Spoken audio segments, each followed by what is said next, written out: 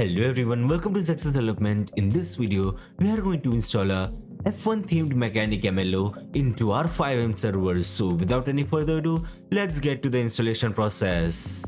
So this is MLO which you are going to install into FiveM server. I'll put the link in the description below.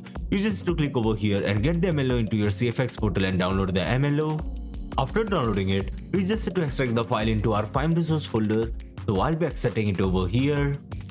Just like this. So yes guys, that's it for the installation part. Now let's start the server.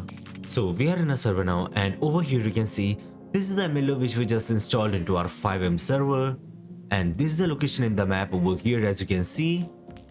So now let's get inside the MLO.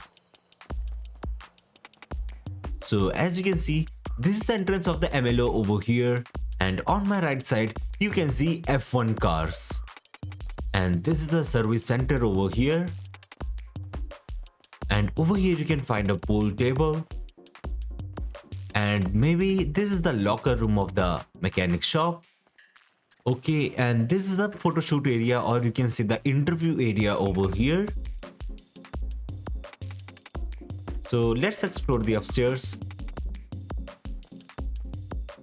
and this is the main office of this mechanic shop.